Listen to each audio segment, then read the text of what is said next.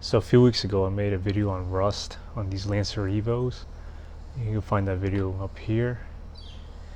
One of the areas I went over was this rear quarter panel. Here you can see some rust. My fenders are rolled in the back. And you can see there's some, I guess it's minor rust on that lip that they tuck in. This is the rear driver's side. This is the original quarter panel. On the rear passenger side, there's actually not much because this quarter panel is newer. It was replaced. This is not the original quarter panel. But you can even see that even up here, there's some rust on the seam. So, anytime you guys get your fenders rolled, keep this in mind. You might have to do some correction on there. Now I'm going to start by taking a stiff wire brush to scrape off any of the loose rust. As I mentioned in that previous rust video, if you don't do any preparation, any kind of treatment you do on top will just flake right off.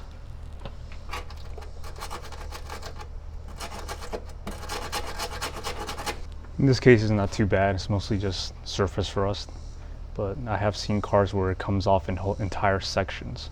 So the sooner you take care of these, the better. Yeah, so here's a good spot.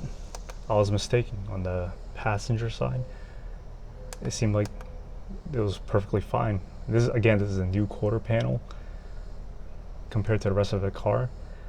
After it was rolled, the paint, you take it with a screwdriver and tap it, and underneath is rust.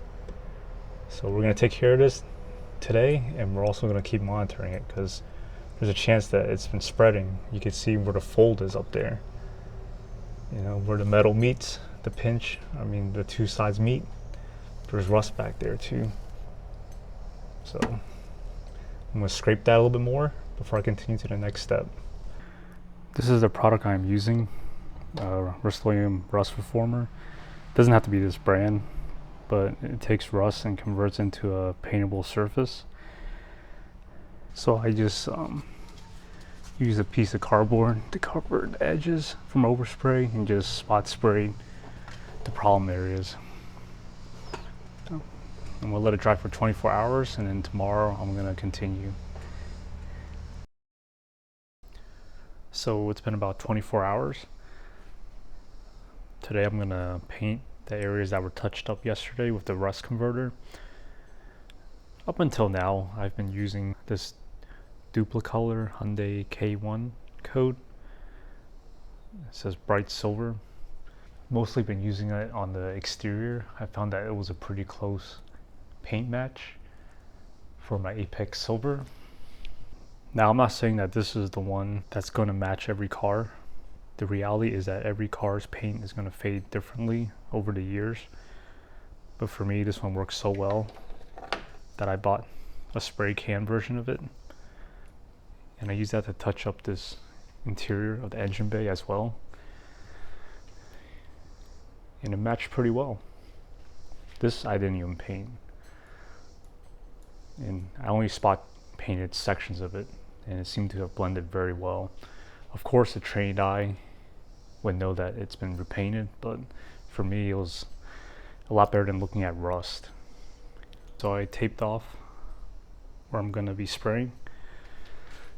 This painter's tape is really crappy, so it doesn't really have any sticking power, so I'm going to hurry up and just get it sprayed. So I finished spraying everything up there. It's definitely a good idea masking it off from the outside. It prevents the overspray. I did both sides, so now I'm just going to let it dry, and that should be it. Just got to keep an eye on it every few years and touch up as necessary. This time I didn't go with fluid film because this part of the car is kind of visible if you're looking from underneath the car. So I decided to just paint it instead of just leaving it with the rust converter. I think it looks a little nicer this way.